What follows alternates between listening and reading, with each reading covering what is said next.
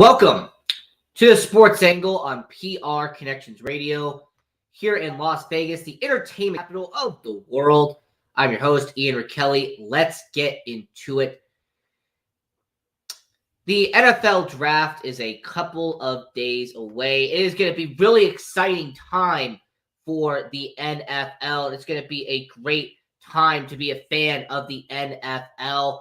And with the upcoming NFL draft, there's going to be not one, not two, not three, not four, but there are going to be 5 things that you need to know about with the upcoming 2022 NFL Draft, which is what we're going to get into today here on Sports Angle on PR Connections Radio.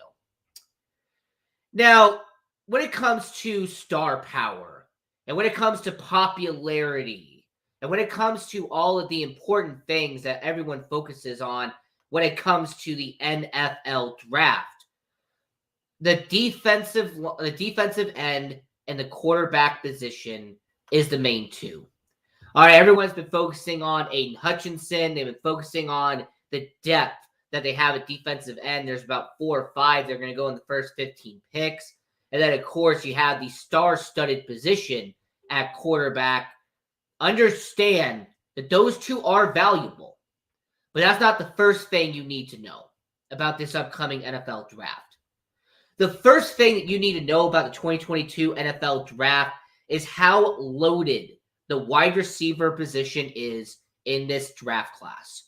Understand that when it comes to the 2022 NFL draft, you could see up to 9 wide receivers go in the first 2 rounds. And, I'm not just talking about the 2 guys from Ohio State and Garrett Wilson and Chris Olave. And I'm not just talking about Jameson Williams, who had that devastating injury with Alabama in the championship game. I'm not just talking about them. I'm talking about them all. I'm talking about Drake London, whose stock has gone up from USC. I'm talking about Treylon Burks and the fact that he is going to make a team like Green Bay Packers a very happy organization if they draft him in the first round with his skill set. How about we go even later and maybe into the early second round with guys like George Pickens, who came from Georgia, who just won a national title. You have Jahan Dotson. You have Christian Watson from North Dakota State, a powerhouse in FCS. How about Sky Moore from Western Michigan, who has some excellent credentials in his 40 time and everything that he has been doing at Western Michigan? He is going to be solid. So understand that when it comes to the wide receiver position in the 2022 NFL draft, that could be a powerhouse. Now, last week here on the Sports Angle on PR Connections Radio with your host Ian Kelly, we did our 2022 NFL mock draft. And in that mock draft, I had 6 wide receivers going in the first round. And like I said before, you could have up to 9 wide receivers going in the first 2 rounds. So if you're a team that needs a wide receiver, if you're an organization that is desperate and needs one, for example, the New York Jets, they could use another need at wide receiver. You can see teams like the Green Bay Packers, they're definitely going to have a need. You're going to see the New England Patriots, they could take a flyer on one. How about a team like for example, the Kansas City Chiefs, after losing Tyreek Hill? That's going to be a valuable asset for them. So understand, with all the teams that need a wide receiver in this upcoming NFL draft, that is going to be the first thing you need to know about the 2022 NFL draft, is how loaded the wide receiver class is, how talented the class is, and more importantly, there's going to be a handful of teams that are going to capitalize on the wide receivers in this draft class. I mentioned the Atlanta Falcons, but let's mention all of them. Let's say the Washington Commanders. They could use a wide receiver, add some more weapons there. You could have the Philadelphia Eagles. I mean, this would be the 3rd year in a row they draft a receiver in the first round. Wouldn't be surprising, though. The New Orleans Saints, there's been reports that they need a wide receiver because of what's going on with Michael Thomas. We know about Green Bay. We know about Kansas City. And even later in the rounds, you see the Chicago Bears. They don't have a first-round pick, but they do have a second-round pick, and they could use that on a wide receiver. So I will say is that this wide receiver class is going to be good. It's going to be solid. You're going to see one or two studs come from this wide receiver class.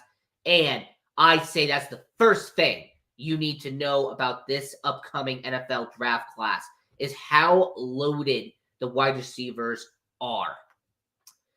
Now, as we're talking about the 2022 NFL draft here on the Sports Angle on PR Connections Radio, we are going to also mention the second thing that you need to know. The second aspect that is so important and it's so crucial that I don't want anyone to forget. Understand that do not buy in to the hype. Okay, if there is a guy who is a college football legend, do not assume that they're going to become an NFL legend.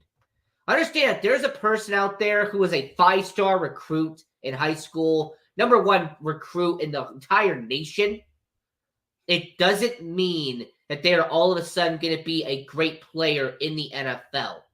Understand that because a guy has school records and has broken all of these accolades in college football, it doesn't mean that that is going to translate over to the pros. The NFL and college football are two different playing grounds. Just like how college football and high school football are completely different playing fields. The talent is better, the difficulty is more, and in terms of being a success, it goes down more and more and more. Understand that there is just a slim percentage of people who make the NFL. And let's go off of that. From high school, those people who are the 5-star recruits, the best man on campus, their success rate is slim in college football. And there was a quote used by Vince Lombardi a long time ago that I'm going to use for this segment, or for the second thing you need to know about the 2022 NFL Draft. Hard work beats talent when talent doesn't do hard work. So that's the second thing you need to know about the 2022 NFL Draft. Just because somebody was great in college football doesn't automatically mean they're going to be great in the NFL. Just because they have won championships, they've been Defensive Player of the Year, Offensive Player of the Year, just because they have all these accolades on their shelf from college football, do not get blinded by all of that success. Because there is a chance that they will not progress in the NFL. We've seen it every single draft year. There's those people who have been a winner in every single thing they have done, and then they get to the NFL and their feet fall out from under them. So just keep that in mind. Because I guarantee you, and I don't do a lot of guarantees on the Sports Angle on PR Connections Radio, but I will do a guarantee on this one. Every single draft, there is at least 2 or 3 players who fit that description of a person who was a winner in every single thing that he did, and then he gets to the NFL and he starts losing, and it affects his psyche. He starts losing, and it affects him in terms of his play. It affects him in terms of his confidence. It happens every single draft year. There's always 2 or 3 of them. That is a guarantee. So that is the second thing you need to know about the 2022 NFL Draft is don't be blinded by all of the trophies and all of the shiny gold that some of these players have on their bookshelf already. Just because they have it doesn't mean they're going to be automatically a superstar in the NFL today. So the first thing you need to know about the 2022 NFL Draft was the depth at the wide receiver draft class. How there is about 9 wide receivers that are going to go in the first 2 rounds. And if you're a team that needs a wide receiver, this is one of the best draft classes to get one. The second thing you need to know about the 2022 NFL Draft is that just because they were great in college doesn't mean they're going to be great in the NFL. Now moving on to the third out of the 5 things you need to know about the 2022 NFL Draft, and that is the South is going to dominate this draft class.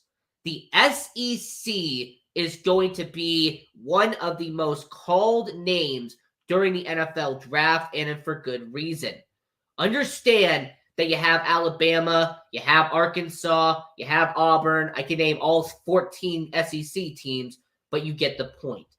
There is so much talent that comes from the SEC every single year and is going to be dominated once again at the NFL draft. Now, going back to our 2022 NFL mock draft we did here on the Sports Angle on PR Connections Radio last week, we had 14 players from the SEC go in the first round. Understand that when you have great offensive tackle prospects like Evan Neal from Alabama, when you have corners like Derek Stingley Jr. from LSU, and you have offensive linemen like Charles Cross from Mississippi State, the SEC is going to be called upon again and again and again during the 2022 NFL draft. In fact, let me give you a prediction nor a spoiler for the NFL draft. Do not be surprised if nearly half of the first round is coming from the SEC. Do not be surprised if you see Georgia's defensive monsters in Nakobe Dean and Trayvon Walker get selected in the first round. Do not be surprised if Jameson Williams, even with his injury concern, he goes in the first round, the wide receiver from Alabama. Do not be shocked if Jordan Davis follows his Georgia brethrens and he gets drafted into the first round. Treylon Burks, the talented wide receiver from University of Arkansas, he could go in the first round. And if we're not going to stop there, which I definitely am not going to, you can even see later in the first round, Roger McCreary from Auburn, the defensive back, very talented defensive back. He'll go in the first round.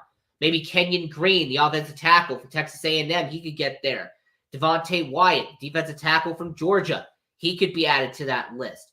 There is a lot of talent and a lot of great opportunity in the SEC. So the third thing you need to know about the 2022 NFL draft is that the SEC is going to dominate the first round. You are going to hear their name most likely from half of the selections in the first round. And getting back to the first thing you needed to know about the 2022 NFL draft, someone in the comment section said, who is desperate for a wide receiver? And I'm going to say there is 4 teams that are desperate. I mean, there is 4 teams that absolutely have to get a wide receiver in this draft. Could be in the first round or could be in the second round, but they need to get a receiver in this draft. It's apparent. The Atlanta Falcons, they need to get a wide receiver. Calvin Ridley suspended for a whole year. Kyle Pitts cannot be your one and only receiver. You have to get somebody else for Marcus Mariota. The Washington Commanders, they're a team that needs a wide receiver. Terry McLaurin has been a solid receiver, but he is not a definitive, absolute number 1 wide receiver in the NFL, and I think Washington deep down knows it. You have teams like the New England Patriots. They're an organization that you look at, and you could see very realistically them going out and getting a receiver in day 1 and or day 2 because of the lack of a true number 1 out there in New England.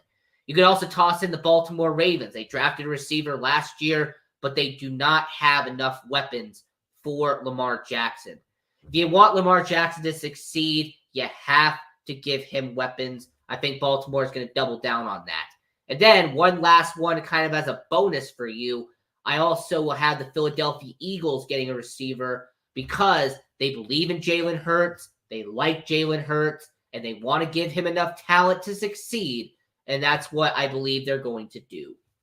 So, we talked about 3 things so far that you need to watch out for and you need to know for the 2022 NFL Draft.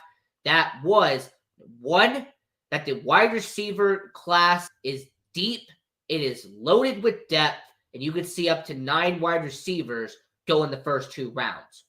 2, do not be blinded by the shiny gold. Do not be blinded by the lights. Just because they were great in college football does not mean they're going to automatically be great in the NFL. Do not fall into the trap of just because they were good in everything they've done, that they're automatically going to be great in the NFL. And then 3 is that the SEC is going to dominate the first round of the 2022 NFL Draft. Now, the 4th thing you need to know about the 2022 NFL Draft, and that is that there is going to be at least one Jerry Jones in this draft. There is going to be at least one owner who wants to get a certain player so badly that they're going to move heaven and earth to get that player. Understand that Jerry Jones has been notorious for doing this in the past.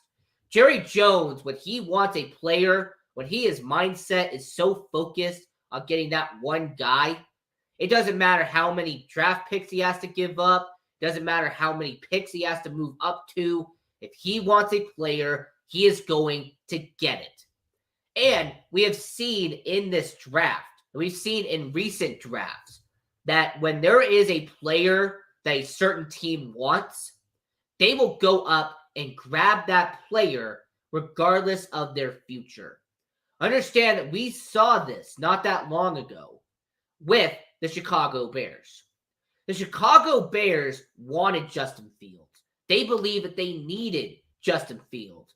And because they had to absolutely go out and get him, they sacrificed their future to get it. Because they were so set on getting one guy. Let's also remember that the Buffalo Bills did this with Josh Allen. The Buffalo Bills traded up with Tampa Bay Buccaneers to get Josh Allen.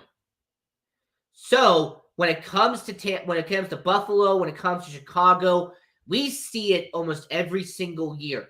There is going to be at least one player that is the best, available. A certain owner wants to get that guy. They're not going to stop until they get that guy, and they will get that player.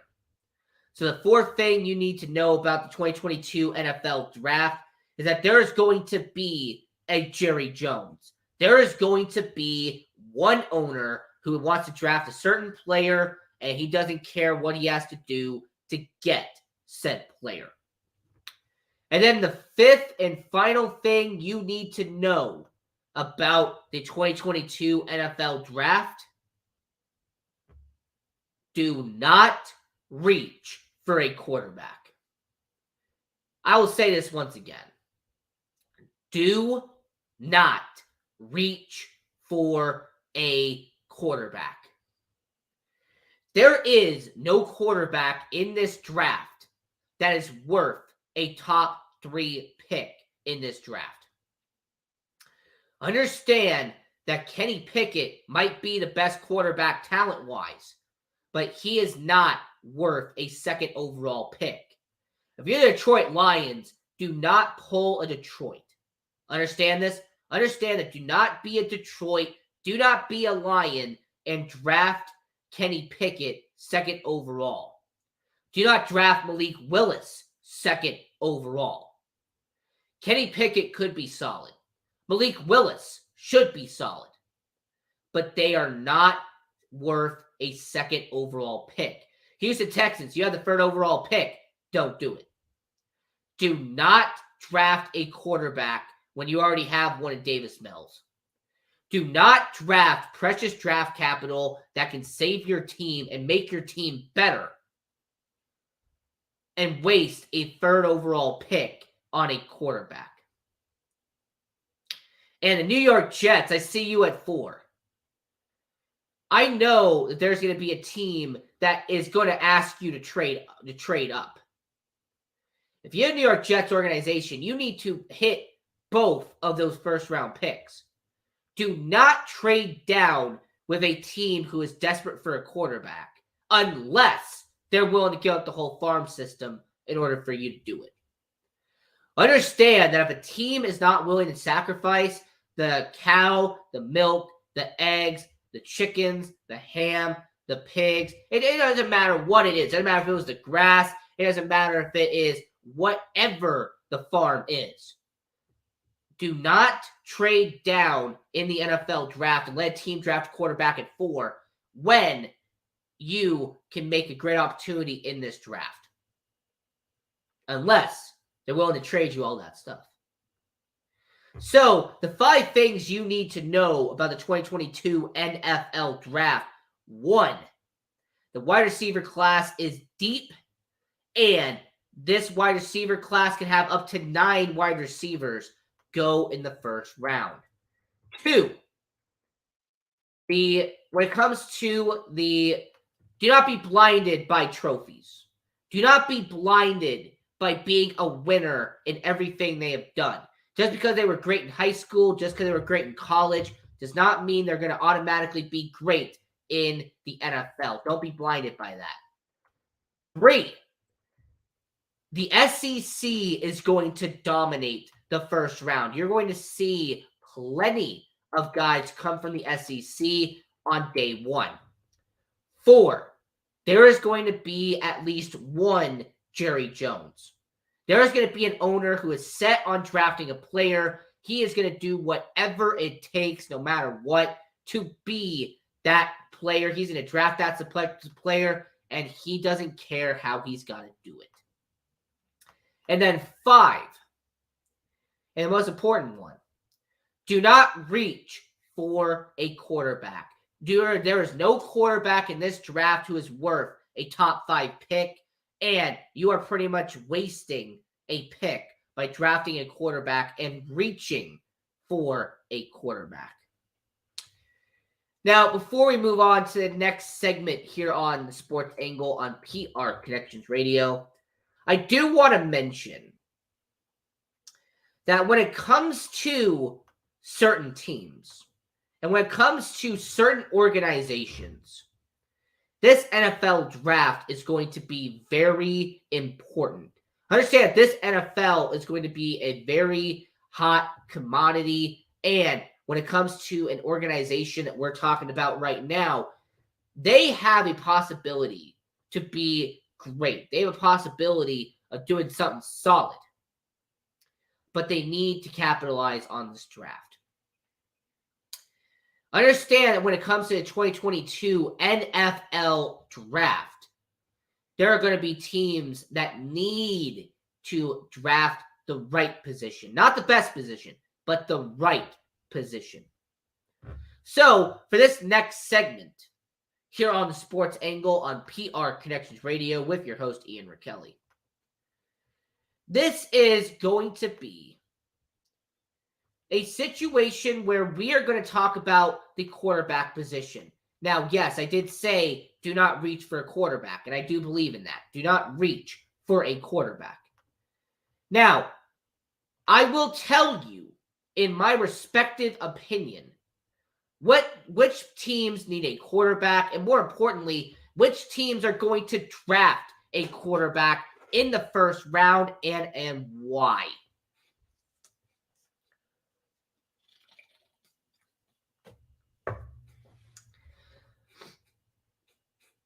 Understand that when it comes to the 2022 NFL draft, there is, in my analytical opinion, there are 4 teams that are going to draft a quarterback in the first 2 rounds. Understand that when it comes to the NFL draft that we are looking at, and when it comes to the NFL draft that I have been examining, there are going to be 4.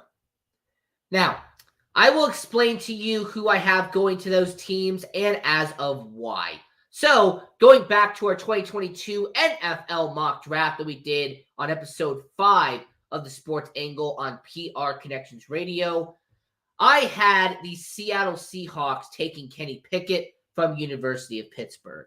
Now, I want to elaborate more as of why. Now, there is no secret that the Seattle Seahawks need to have a quarterback after the departure of Russell Wilson. Understand that the Seattle Seahawks need to get a franchise quarterback that they can put on their billboards, that they can put on a spotlight out there in Lemon Field. When it comes to Seattle, losing Russell Wilson, losing a talent like Russ, is a big deal. And this is no dig at Drew Lock. This is no dig at Geno Smith.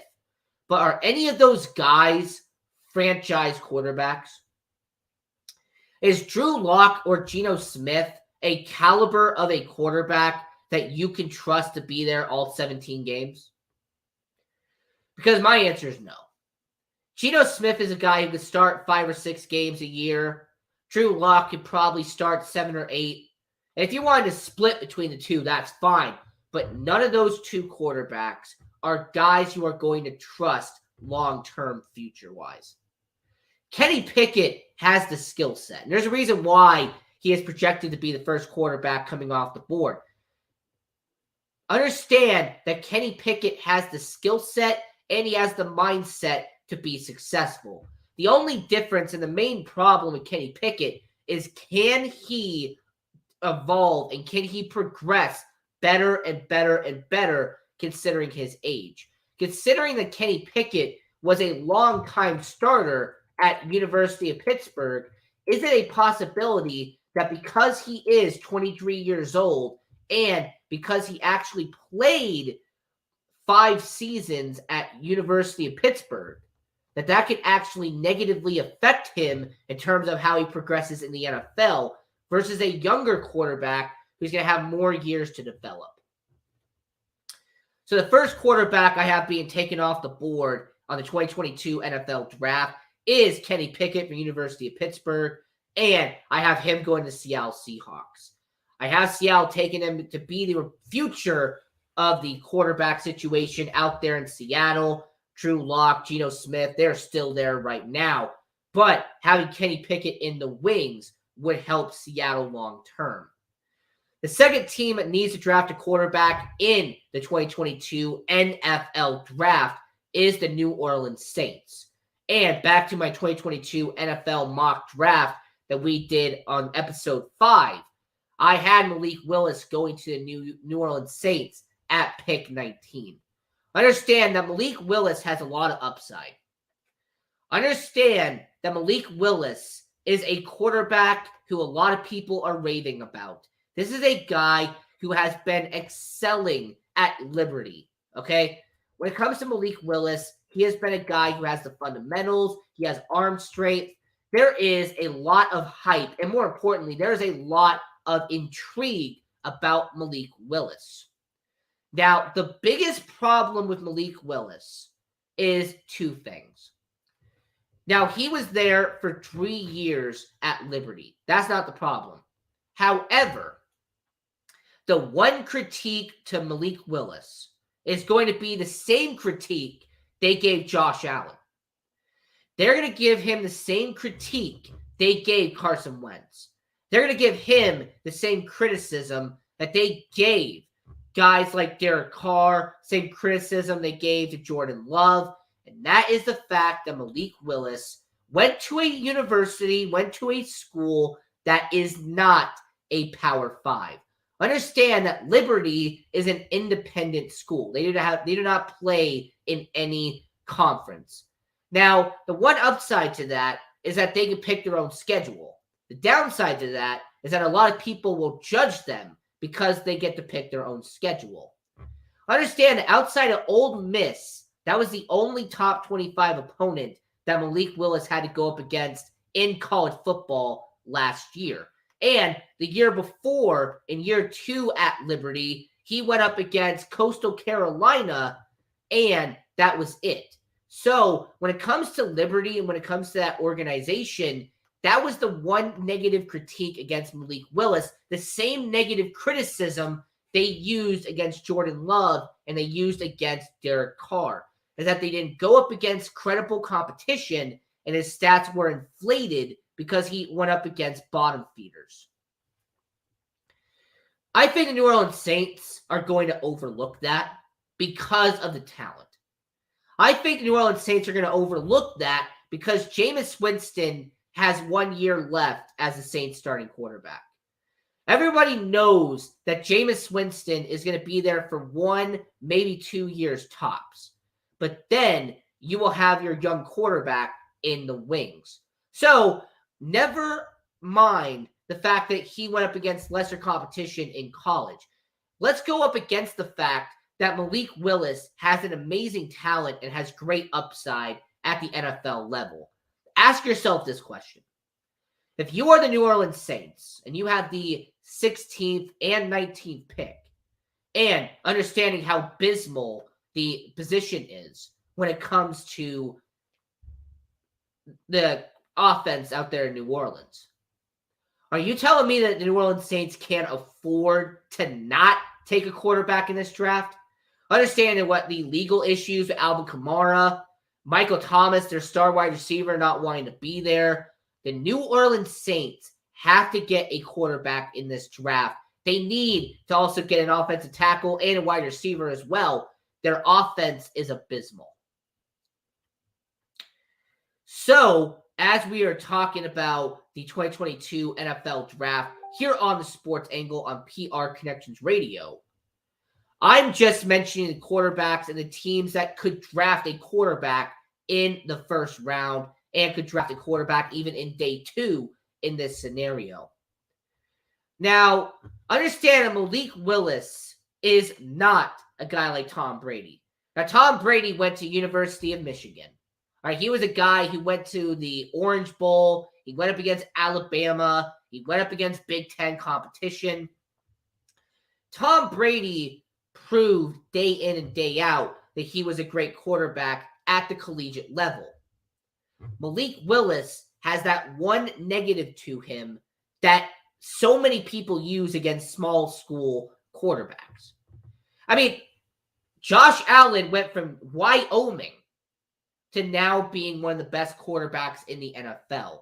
Derek Carr went from a small school in Fresno State to now getting paid very handsomely to return to Las Vegas. So for all the people who use the small school argument to negate the talent of a quarterback, please stop doing that. Please stop doing that. Because I've heard all these analysts do that for Malik Willis. Oh, he only faced one top 25 opponent in 2021.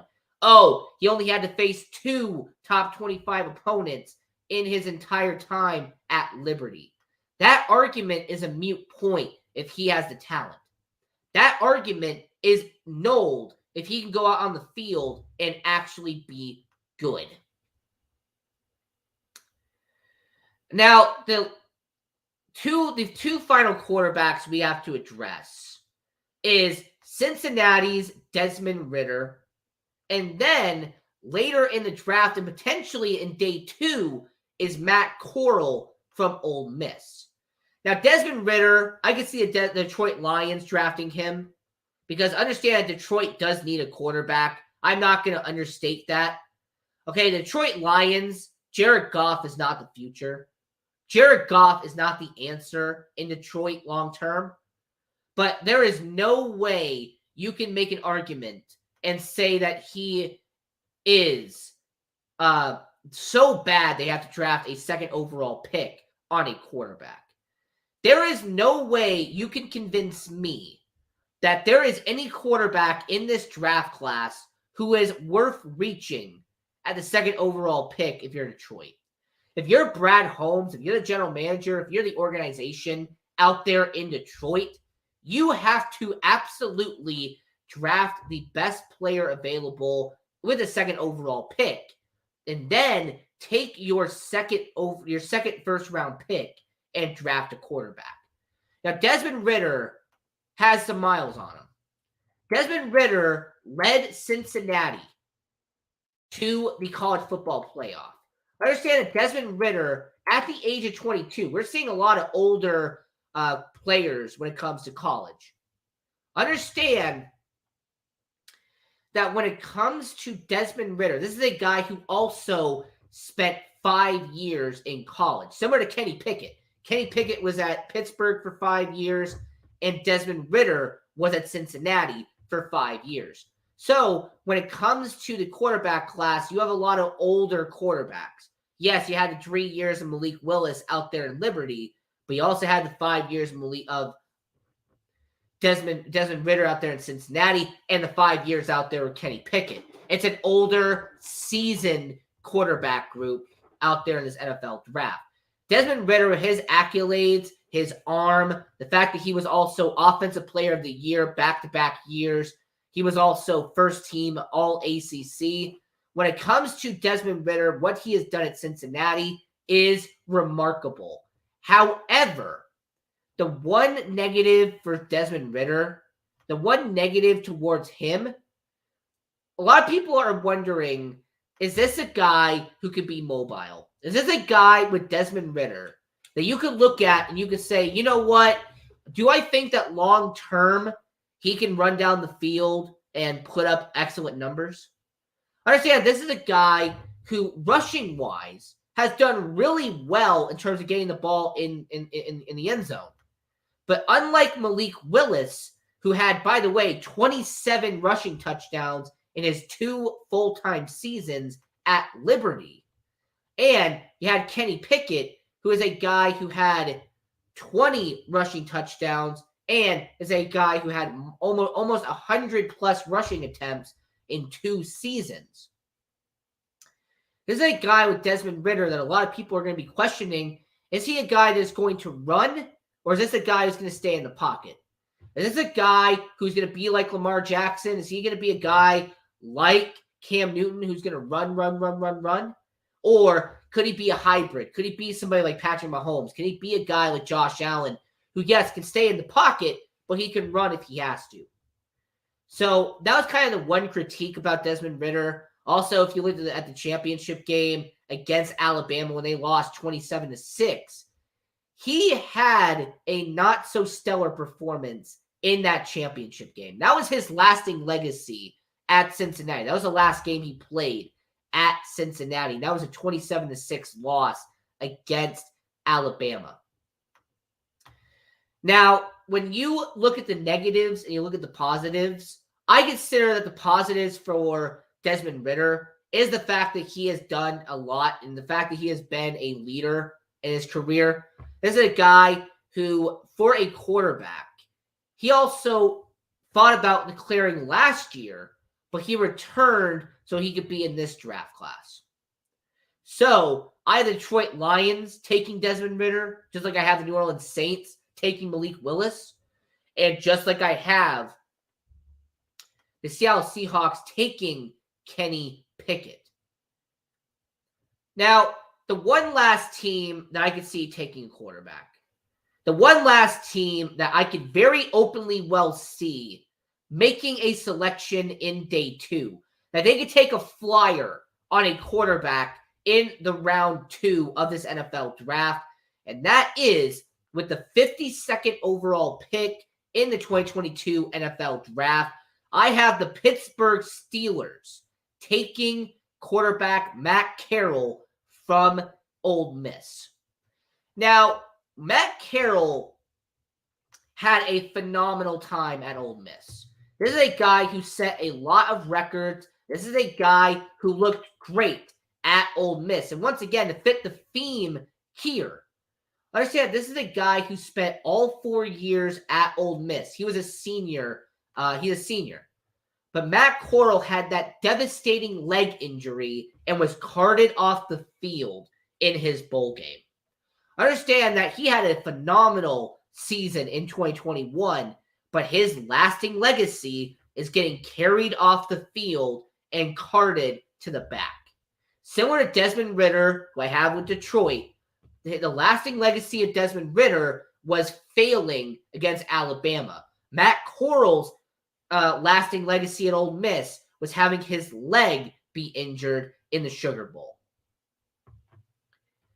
Now, I want to ask all the people who are watching around the world. Now, this is the most weird situation because Matt Corral, he had 57 touchdowns during his collegiate career. This is a guy who in his 2 seasons back-to-back at Ole Miss, he had 49 touchdowns, which was pretty solid. But then when you compare it against Desmond Ridder, he had 49 touchdowns as well. Oh, you take a look at Malik Willis. He had 47 touchdowns. And Kenny Pickett, he had a whopping 55 touchdowns. So when you analyze Matt Corral, he is around the same level as everybody except for Kenny Pickett. Kenny Pickett had one of the most touchdowns in a 2-year span out of all the quarterbacks in this draft class. I need to ask all the people who are watching around the world, because I need to get your context on this. Do you believe that because he had that leg injury, because he got carted off in the Sugar Bowl, that that's the reason why his stock went down as heavily as it did? That because he got injured in the most important game of his college career, that is why the Pittsburgh Steelers are going to be able to get him at a steal with the 52nd pick in the NFL draft. Because, look, I have heard the reports and I've seen the analysis about the fact that he looks like he's going to be good to go. I've been understood that when it comes to his draft credentials, when it came to the draft combine, this is a guy who really seems like he is going to be good to go health-wise. But because he got injured, because the last thing the public saw, is that going to affect his draft stock? I want to know from all people watching around the world. I want you to comment, go on our Twitter, at SportsAngle on PR, go on all our social medias, at SportsAngle on PR, and go in the chat down below. And let me know, your host Ian Kelly, here on PRConnectionsRadio.com, the voice of new media. Is his injury the reason why the Pittsburgh Steelers are going to be able to snatch him up with the 52nd overall pick, despite the fact that at one point he was projected? And go back a mock drafts back in April, August, and September. This was a guy who was a projected top 5 pick not that many months ago. And I'm going to say this. I don't have to, but I'm going to anyway. For all the people who are going to ask about Sam Howell from North Carolina, I could see him going in day 2 to a team like Indianapolis. All right, I could see a team like Indianapolis in the 3rd round taking a chance on Sam Howell. He is not a day 2. He's not a day 1 pick. I don't really think he's going to be a round 2 pick. Same with Carson Strong from University of Nevada. He'll get taken in maybe round 4. He'll be taken in maybe the end of round 3. But when it comes to a guy like Carson Strong, a team like Atlanta could use a guy like him. But understand that even the Atlanta Falcons, they have Marcus Mariota, they have a lot of talent, and you have to remember how strong the quarterback draft class is in the 2023. Because you had the guy from Alabama, you had the guy from Ohio State, there is so many quarterbacks that are going to be coming out next year that the Atlanta Falcons, yeah, they might take a Carson Strong in the 3rd round. They'll maybe take him later in the 4th round, but they're not going to take a quarterback when they understand the draft class next year. So to recap, the 5 teams I could see taking a quarterback in the first 2 days of the NFL draft. I could see Seattle taking Kenny Pickett from Pittsburgh. I could see the New Orleans Saints taking Malik Willis from Liberty. The Detroit Lions will take Desmond Ridder from University of Cincinnati.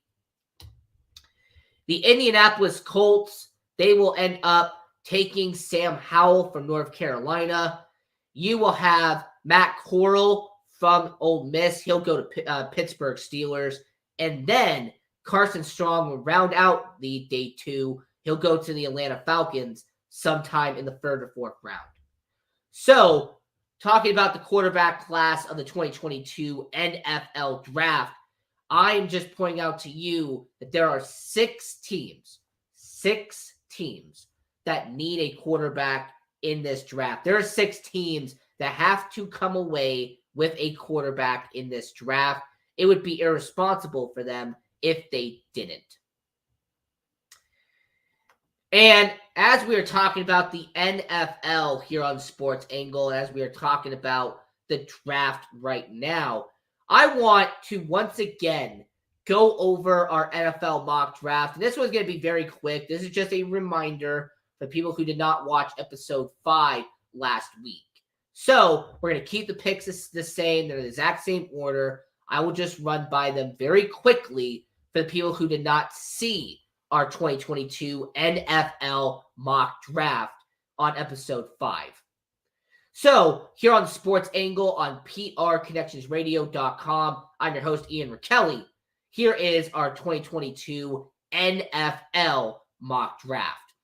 We have the Jacksonville Jaguars taking defensive end Aiden Hutchinson from University of Michigan, the unanimous decision at the number 1 overall pick by most experts in this draft.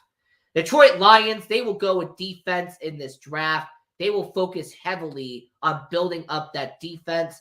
So they will take the best defensive player on the board, and that is defensive back Ahmad Gardner from Cincinnati. The Houston Texans, they will protect Davis Mills. They will find the best blocker for their team, a guy who will be there with Laremy Tunsil and will have one of the best tackle combinations in the NFL today. They will take offensive tackle Evan Neal from Alabama. The New York Jets, they need to protect Zach Wilson. They need to open up running lanes for their running back.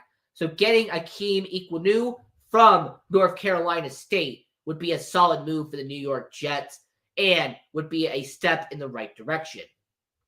And their counterpart out there in New Jersey, the New York Giants, getting Kayvon Thibodeaux from Oregon would beef up their defensive end, and their defensive line would get better alongside Quentin Williams, would get better alongside that line, which has been very weak as of recent with the New York Giants.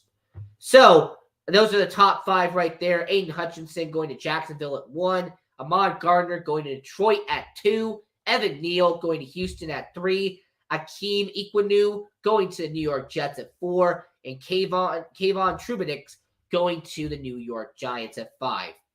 The Carolina Panthers, they will go with an offensive lineman. They will protect a quarterback, and they will get Charles Cross from Mississippi State at 6. The New York Giants, to round out their first round, they will double down on defense. They will load up on defense, and they will get defensive back Derek Stingley Jr. from LSU. The Atlanta Falcons will get a wide receiver for Marcus Mariota to play with, get a wide receiver that can help them in the future. They will get wide receiver Garrett Wilson from Ohio State University. Seattle Seahawks will draft the first quarterback in the NFL draft.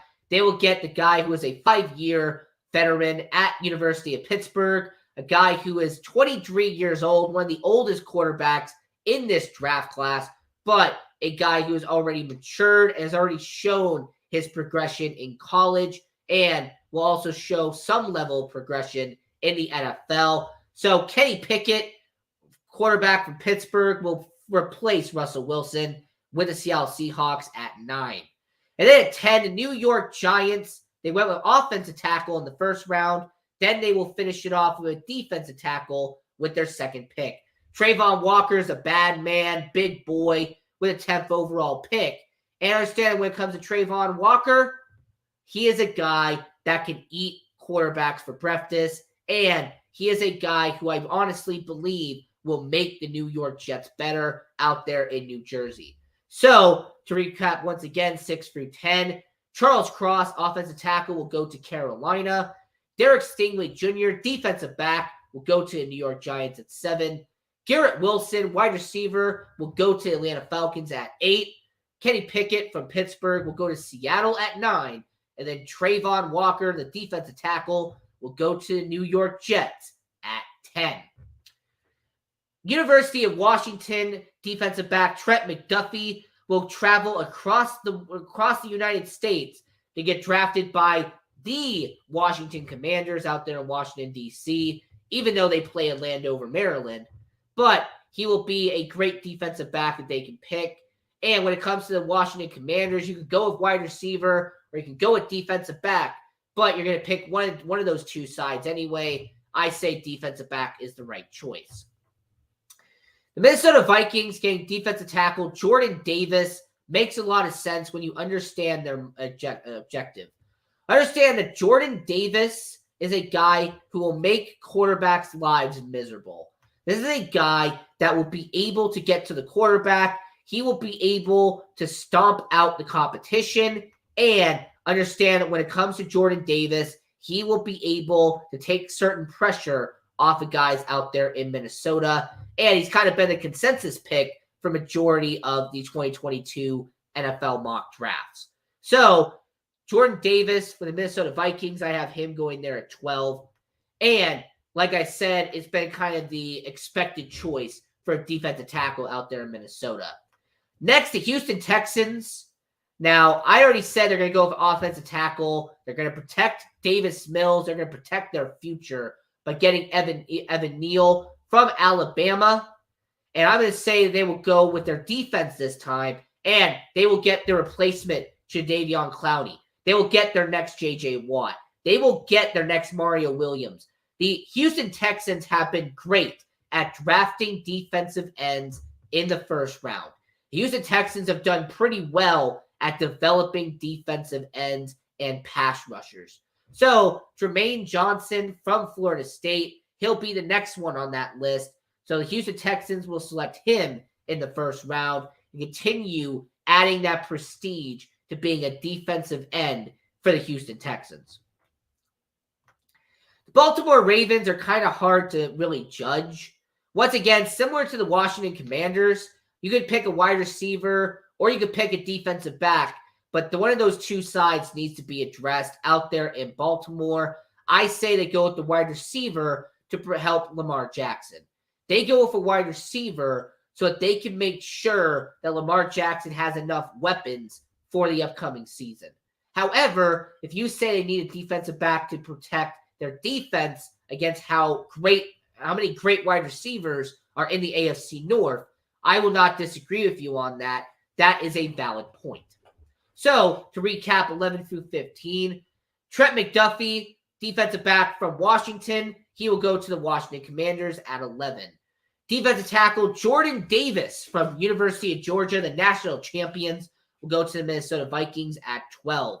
Jermaine Johnson, the defensive end from Florida State, will go to the Houston Texans at 13. Wide receiver Drake London from USC will go to the Baltimore Ravens. And then the Philadelphia Eagles with the 15th selection in the 2022 NFL Draft. They will go with a linebacker here, and they will go with Devin Lloyd from Utah. Now, moving on to 16, the New Orleans Saints. They have 16, they have 19, and I've kind of seen people flip on this because they kind of have everyone picking a offensive position. Now, they need help at quarterback. They need help at wide receiver. They need help on the offensive line. New Orleans Saints need a lot of help on offense. So, getting an offensive tackle in Bernhard Raimann from Central Michigan will help the New Orleans Saints organization. However, if you have Chris Olave, wide receiver, going to New Orleans Saints, I won't be upset with you. Because, yes, the New Orleans Saints have a big hole at wide receiver, but I will argue with Treon Armstead going to the Miami Dolphins. The New Orleans Saints really do not have a 1-2 punch at the offensive tackle, and that's a hole that they have out there in New Orleans. The Los Angeles Chargers, they will add to their depth, and this is once again another position that's kind of been on point with most mock drafts. The Los Angeles Chargers taking a wide receiver, adding more weapons for Justin Herbert, getting Chris Olave, I think, would be a solid pick for the Los Angeles Chargers. The Philadelphia Eagles, I mean, look, if you want to go wide receiver, that's fine. You want to go defensive end, that's okay. But I think with the Philadelphia Eagles, getting an extra big body on that defensive line, getting somebody else that can get to the quarterback is great for the Philadelphia Eagles. And based on the fact that they will draft Devin Lloyd from University of Utah at linebacker with the 15th selection, getting a big boy in Devontae Wyatt at the 18th pick would be a great selection for the Philadelphia Eagles. At 19, New Orleans Saints, I have them taking a quarterback in this draft. They absolutely have to draft a quarterback in this draft. Malik Willis has a lot of potential, a lot of upside, and the New Orleans Saints will need to find a replacement for Jameis Winston after his 1 or 2 years of the team is up. So, getting Malik Willis at the 19th selection will be considered a steal with the New Orleans Saints. That's what I have them doing in our 2022 NFL mock draft here on the Sports Angle on PR Connections Radio. And then to round it out, the Pittsburgh Steelers, them getting a defensive back. There is no secret that their defensive backs are getting older. There's a lot of differences out there in Pittsburgh. And understand that Joe Hayden and all those guys, they are not the elite defensive backs they once were. Levi Wallace, he's nice, but he is not a definitive number one corner out there in Pittsburgh. So getting a number one corner is a priority for them. I say getting Kaiir Elam from Florida would help them out. I have heard the angle saying that they need to take a quarterback here. I've heard the reports saying that the Pittsburgh Steelers are going to go offensive heavy in this draft. But my main question is, all right, let's say you do go heavy in this draft. Let's say that the Pittsburgh Steelers go quarterback, they go offensive line. This team goes so heavy on offense, they use offense for pretty much their first couple of picks. My counter argument is going to be, how are you going to elevate that defense who went from being one of the best a couple of years ago to being mediocre last year? Understand that defense last year was not great in Pittsburgh.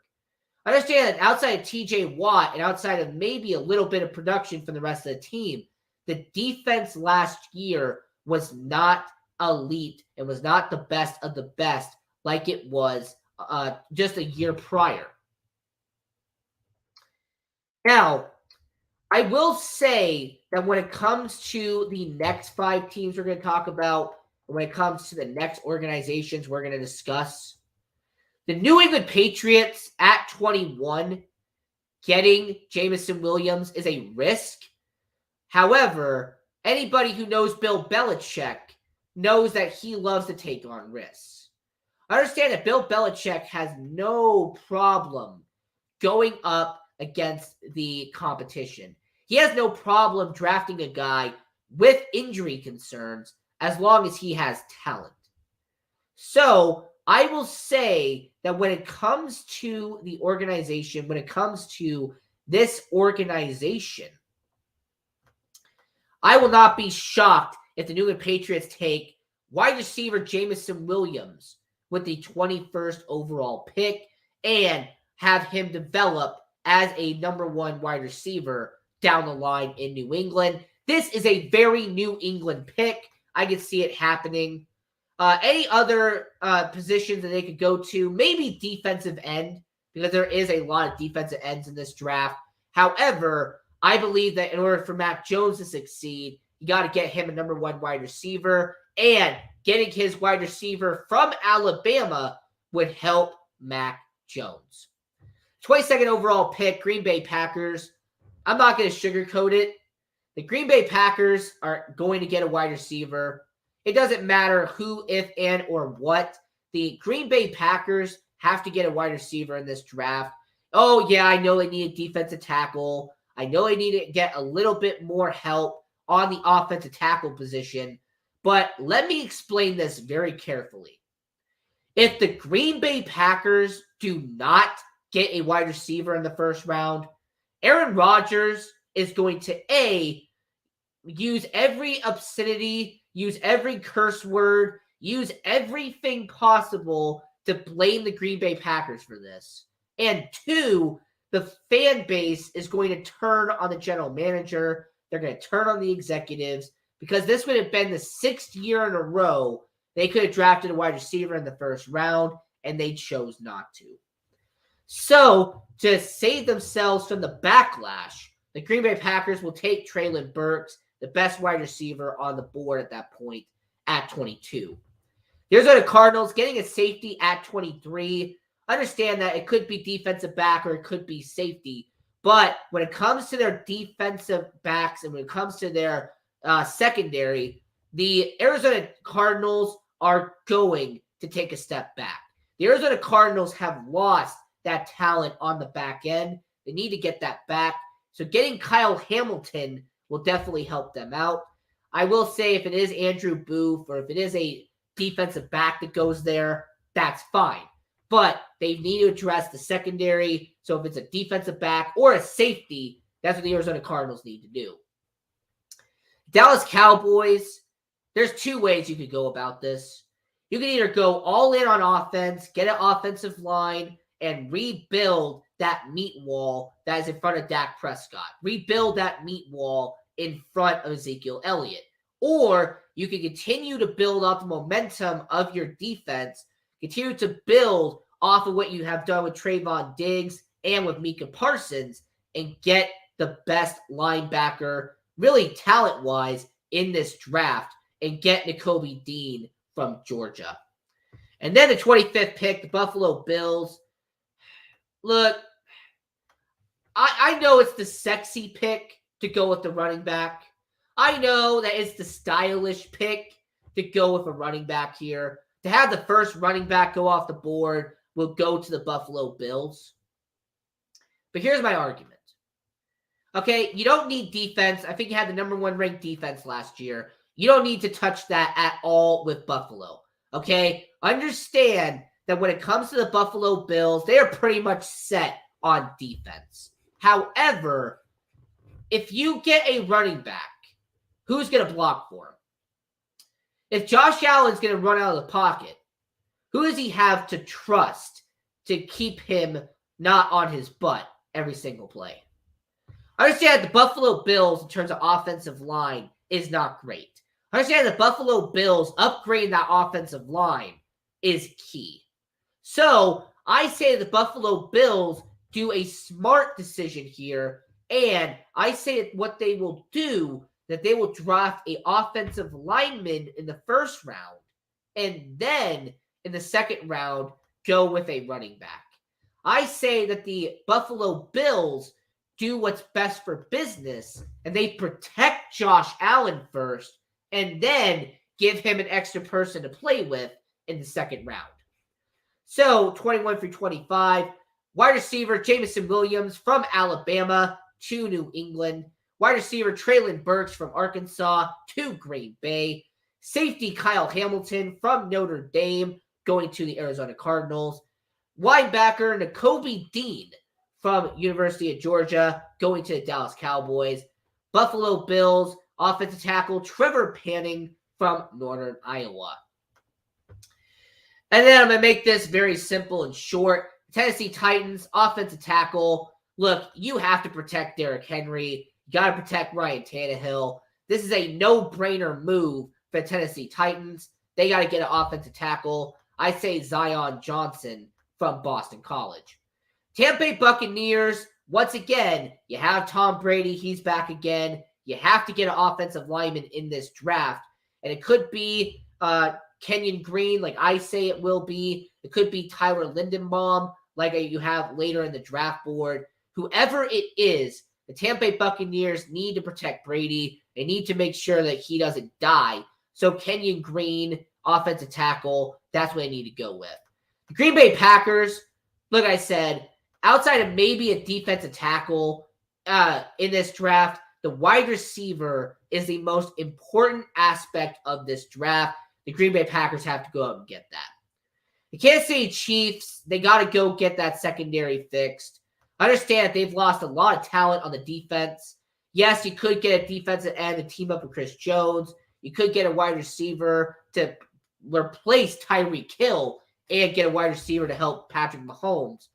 But the Kansas City Chiefs are smart about this. They will beef up their secondary, a weakened secondary, and they will get Daxton Hill and Andrew Booth in back-to-back picks. They will focus on their weakest aspect of their team, and that is the secondary. And speaking of the weakest aspects of their team, the Cincinnati Bengals, their offensive line still needs work. They can fix the linebacker position later in the draft. They could help out the defense on that part. But getting a center is very valuable for them. And then the Detroit Lions getting a quarterback, it makes a lot of sense. So that is our 2022 NFL mock draft here on the Sports Angle on PR Connections Radio. I will very quickly put it up on the board so you can see it. I'll do it for about 15 seconds here. So you can really see who we selected here in the 2022 NFL mock draft. And I also want to know from all people watching around the world, do you agree or do you disagree with our picks here on the Sports Angle on PR Connections Radio? And when it comes to the selections itself, do you agree with the player or do you agree with the position? Because there are going to be people out there who are going to complain about the fact that certain players are being drafted too high and certain players are going to be drafted too low. And then there are going to be certain people out there who are going to complain about the fact that they drafted a certain position for their organization. So I'm just curious that when it comes to the 2022 NFL draft, if you see your team up here, do you agree with the position and you just disagree with the player? Or do you agree with the position, you just don't agree with the player? I'm just more curious about that. So we've been talking about the NFL for a solid hour here on the Sports Angle on PR Connections Radio. Now it is time to get into the NHL. It is time to discuss the great world of hockey, and more importantly, it is time to talk about the Western Conference. Now, it is no secret that the Eastern Conference has been wrapped up since December. I understand that the Eastern Conference is just doing seeding at this point. However, all the 8 teams have clinched a position. Understand that the Florida Panthers, Toronto Maple Leafs, Tampa Bay Lightning, Boston Bruins, Washington Capitals, Pittsburgh Penguins, New York Rangers, and Carolina Hurricanes, they have pretty much all wrapped up their spots in the Eastern Conference. The New York Islanders are mathematically still in, but let's just be honest, unless they go on an 8-game winning streak and Washington loses 7 in a row, you are not going to see the New York Islanders in the playoffs come May. So let's not talk about the Eastern Conference because really there's not much to talk about. All right, you have the Washington Capitals going up against the Florida Panthers. Yeah, you're going to see Alex Ovechkin go up against Florida. You're going to see Sergei Bobrovsky. You're going to see Spencer Knight go up against Washington. It could be an interesting first round. However, I don't really think that's a matchup that many people on the West Coast are going to watch. The opposite is with the Carolina Hurricanes and the Boston Bruins. Understand the Boston Bruins is a solid team, and the Carolina Hurricanes is a fantastic team. But when it comes to the Eastern Conference and Western Conference, I believe that the Eastern Conference isn't going to matter that much to the Western Hemisphere. And when it comes to the market in the East, they're not going to care much about the West. So to keep this focused on Las Vegas and to keep this on the sports entertainment capital of the world, I will say that the Eastern Conference matchups real quick, I'll talk about them for about a minute and a half, and then we'll move on to the West. So the projected matchups right now would be the number 1 seed Florida Panthers versus the number 8 seed Washington Capitals. Understand that this is going to be a great matchup. We just already talked about that. You're going to have the 2 seed Carolina Hurricanes going up against the 7th seed Boston Bruins. Now, I understand that it's going to be a great matchup. That's going to be fantastic. You're going to have the 3 seed Tampa Bay, Toronto Maple Leafs going up against the Tampa Bay Lightning. Understand that you're going to have Toronto go up against Tampa Bay. And if you're a Toronto Maple Leafs fan, you are shaking in your boots because you understand that Tampa Bay is going to kill your hopes and dreams. Understand that the back-to-back Stanley Cup champions, who, yes, are the 5th seed in the Eastern Conference right now, understand that this is a team who is probably going to have, for the 18th year in a row, not let a Toronto Maple Leafs fan experience a second-round matchup. So, Tampa Bay versus Toronto, that's going to be fascinating. And then you're going to have Gerard Gallant and the New York Rangers take on his kryptonite, and as the Pittsburgh Penguins out there in Pittsburgh.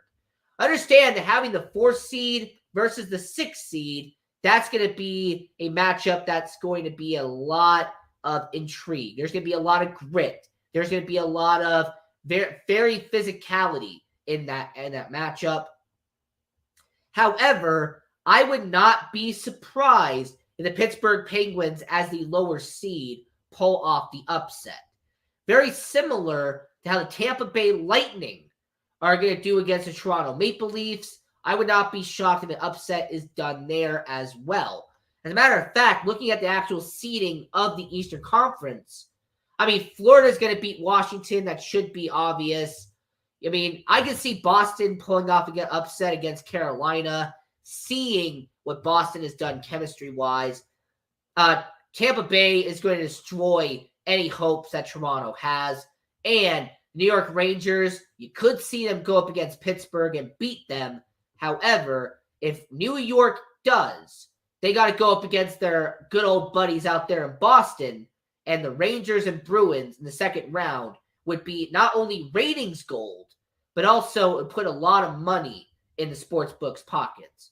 So, when it comes to the second round of the NHL Eastern Conference, make no mistake about it, that if Florida beats Washington like advertised, if Boston pulls off a miracle against Carolina, and Tampa Bay beats up on Toronto, that you could easily see Miami versus Tampa Bay in the second round, or Florida versus Tampa Bay in the second round, and then you could see Boston versus New York. That would be great for ratings. But moving on to the Western Conference, this is more tricky to talk about. Understand that the Western Conference is very difficult to discuss because of the fact that the Western Conference has so many moving pieces. Understand that the Western Conference has so much talent in their conference that it's near impossible to break it down. Now, yes, you have the Colorado Avalanche as the clear favorite, number 1. They clinched the Western Conference not that long ago. The Calgary Flames, they are the number 2 seed. Calgary's looking forward to their first round matchup against whoever it is. Minnesota as the 3rd seed with Marc-Andre Fleury, but having to take on St. Louis as a 4th seed would be a matchup that Minnesota secretly doesn't want. Make no mistake about it, that the Minnesota Wild and Marc-Andre Fleury going up against St. Louis in the playoffs, that would be the toughest obstacle for Minnesota to get over. You have Edmonton, who is the 5 seed. I understand that Edmonton has gone on a nice run lately. They have had points in 8 of their last 10 games. However, when it comes to Edmonton in the playoffs, the question has always been, when it comes to Edmonton, is it just going to be McDavid and Draisaitl, or is the rest of the team going to show up? Is the rest of the team going to be there in Edmonton? And then you have Nashville and Dallas. They're tied with 89 points right now, and they are trying as hard as they can to not go up against Colorado. Let's just put it bluntly. Whoever is the 8th seed in the Western Conference, they got to go up against Colorado. Whoever is the 7th seed, they go up against Calgary. This is no dig to Calgary, but who would you rather want to face? A team with 99 points or a team with 114 points? Who would you rather face in the first round? A first line of Nathan MacKinnon, Gabriel Landeskog, and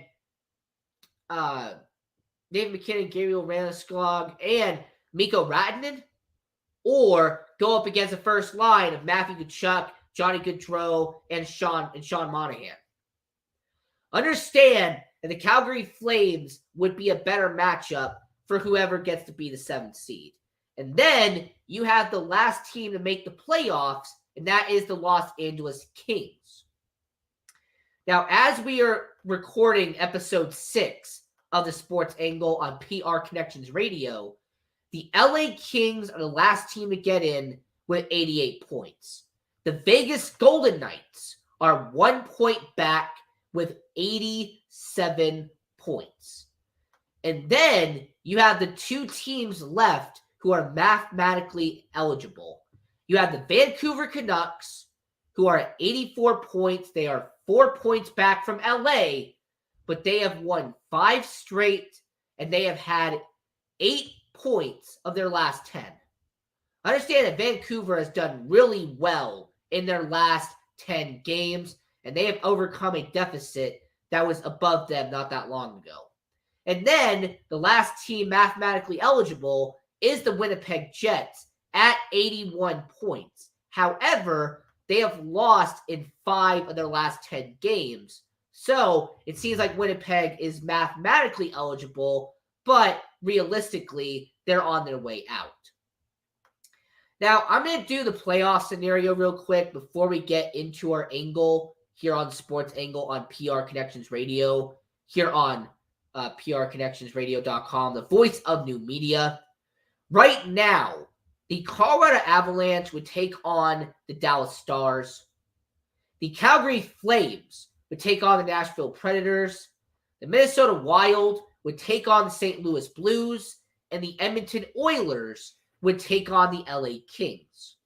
Now, my angle is going to be talking about that last playoff spot and why that last playoff spot is valuable. Why that playoff spot is going to mean so much for the team that makes it. Now, understand that I'm going to narrow this down to LA, Vancouver, and Vegas. Understand that I'm going to look at Vegas, Vancouver, and LA as my simplifier for this. The LA Kings have 88 points on the year. However, if you look at their schedule, if you examine what LA has on the back end, they have Columbus, they have Anaheim, they have Chicago, they have Anaheim again, Seattle, and Vancouver. Understand that the Los Angeles Kings, their remaining 6 games left, should be easy for them. Understand that their final 6 games, there's only one team above 500. The Los Angeles Kings have to go up against their state rival twice. Got to go up against the second worst team in the West. Got to go up against a team already eliminated in the East. And got to go up against a team that's already been eliminated in the West. So realistically, outside of their last game of the regular season, which is against Vancouver, LA on paper should be in. On paper, they should make the playoffs because of how easy their back end of their schedule is. When you examine their schedule against Vegas, Vegas's schedule is tough. You got Edmonton, who is a playoff team. You have Washington, who is a playoff team. You have Dallas, who is a playoff team. And you have St. Louis, who is a playoff team. Outside of Chicago, San Jose, and New Jersey, the Vegas Golden Knights are going to have a competitive last 7 games of their schedule. And yes, I said 7. That's very important for later. And then the Vancouver Canucks. The Vancouver Canucks, their remaining 7 games is what I like to call even playing field. They go up against Dallas, a team they've already beaten. They go up against Ottawa, a team they've already beaten. They go up against Minnesota, a team that is battling for a top seed in the West. They're going to go up against Calgary, a team that is trying to stay as a second seed. You have the Seattle Kraken, who, by the way, is going to get mentioned a lot. And then you have the last 2 games of the season against LA and against Edmonton. So understand that when it comes to Vancouver, Vancouver has a very even schedule. Okay, understand that they go up against 5 playoff teams in their last 7 games. However, if you're going to think that's a deterrent for them, well, they have won 3 of their last 6, 3 of their last 6 games that they have won are against playoff contending teams. So, understand that when it comes to Vancouver, when it comes to that organization, this is a team that is going to have to earn it. The Vancouver Canucks are in fight or flight mode, and they're going to have to fight for every single point. They're going to have to fight to stay in it. So, if you're an odds man, if you're someone who looks at the odds, the Vancouver Canucks have the hardest climb into the Western Conference playoffs. Understand, in order to be the 8th seed, they have to beat 5 playoff contending teams, and 4 of them are pretty much confirmed to be in the playoffs at this point. The Vegas Golden Knights. The Vegas Golden Knights have a tough road. Not only do they have to go up against, like I said, 4 playoff teams, but they also have to go up against 2 teams that they are, relatively speaking, battling for the 8th seed. And then LA has only 1 matchup that they have to go up against. So, if you're an odds person, if you're someone who wants to put money down on the casino, who are you going to go with?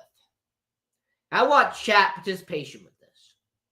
If you are a betting person, would you go with the LA Kings to make the 8th seed, knowing that their final 6 games, they're only going up against 1 playoff team in those final 6 games? They have the easiest schedule out of the remaining 3. Would you go with the Vegas Golden Knights, who have the most talent on paper, and they are the most talented team between LA and Vancouver? However, they are also going to go up against 4 playoff contending teams, and it's going to be a very tough road for Vegas. Or are you going to go with the hot hand? Are you going to go with the team with the most momentum? You're going to go with the hot glove, as they say in hockey. The Vancouver Canucks have won 5 straight and have scored points in 8 of their last 10 games. Understand that the Vegas Golden Knights, yes, they have the most talent, but they have a tough schedule. The LA Kings have the easiest schedule, but had the number 1 farm system in hockey heading to this year, and a lot of that talent is on the main roster. So, for the audience out there, I'm going to keep this very simple. There are 3 doors. Door A is the most potential. Easiest schedule, great farm system, young talent.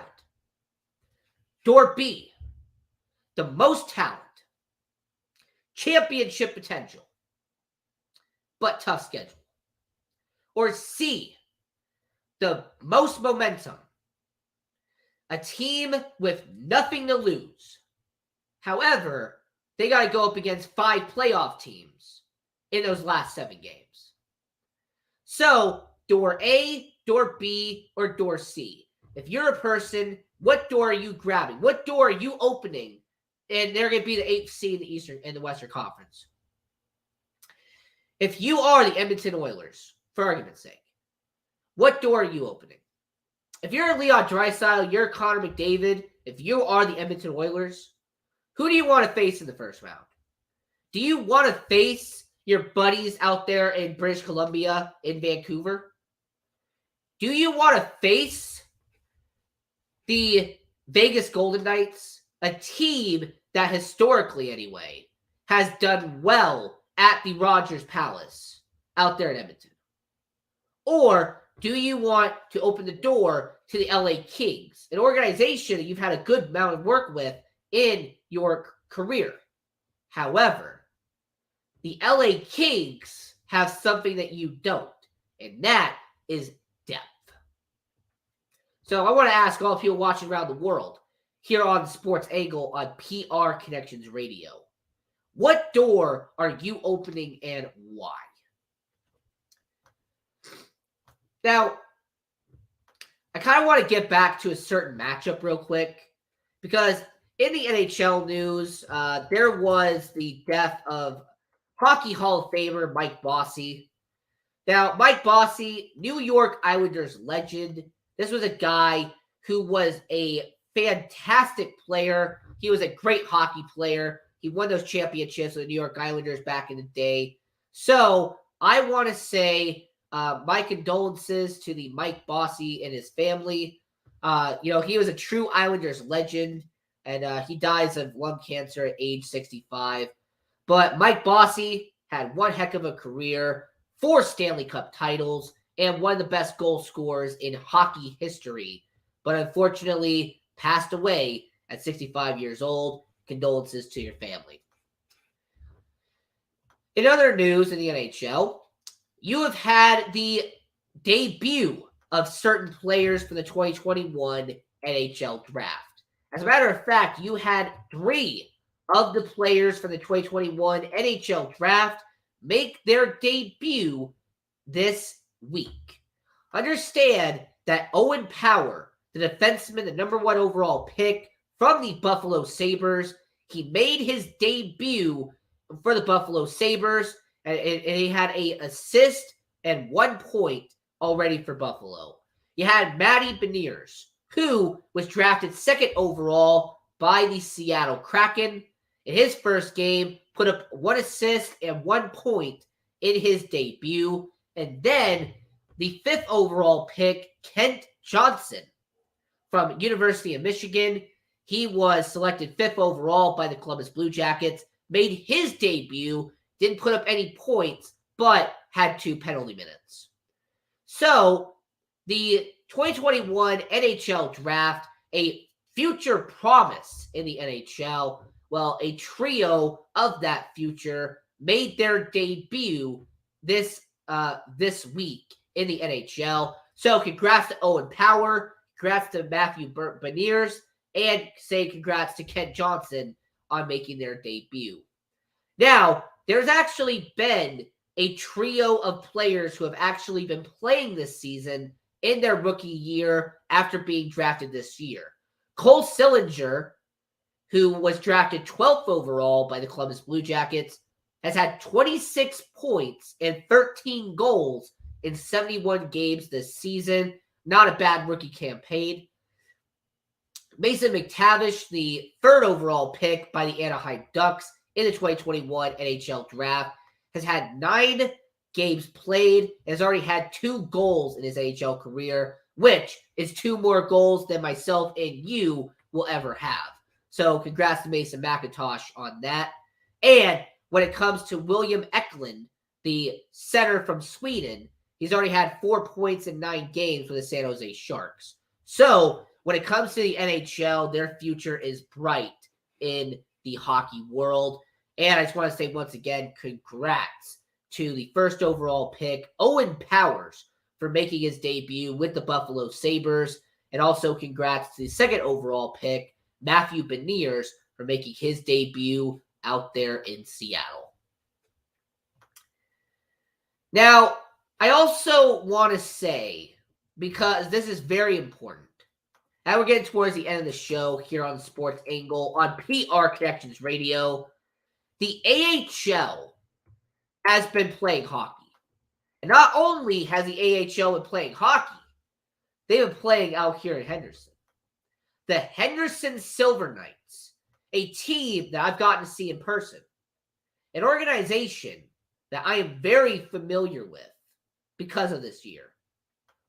Understand that the Henderson Silver Knights, who have a win-loss record of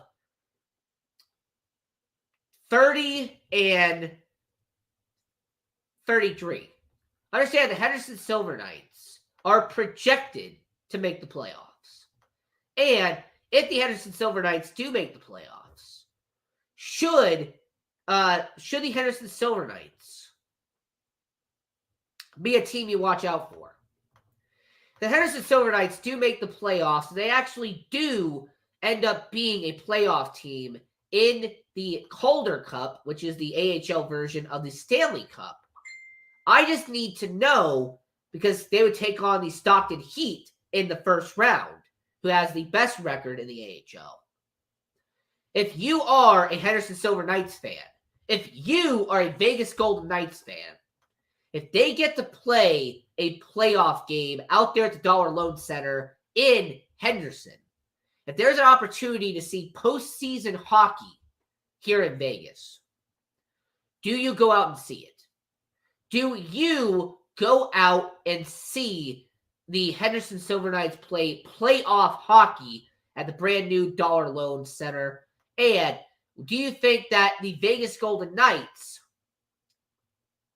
would help the Henderson Silver Knights when it comes to the playoffs? Do you think that if the Henderson Silver Knights make the playoffs and the Vegas Golden Knights don't, would the Vegas Golden Knights send their young players down to try to win a Calder Cup? Or if the Henderson Silver Knights miss the playoffs and the Vegas Golden Knights make the playoffs, will the Vegas Golden Knights call up all their young talent to win a Stanley Cup? It's kind of a reverse question, but I wanted you to think about that. If the Henderson Silver Knights make the playoffs in the AHL and the Vegas Golden Knights miss in the NHL, would they send their players down to try to win a Calder Cup? And to lastly talk about the Vegas Golden Knights for a minute. Now we're getting towards the end of the show here. I have heard the reports about Robin Lehner.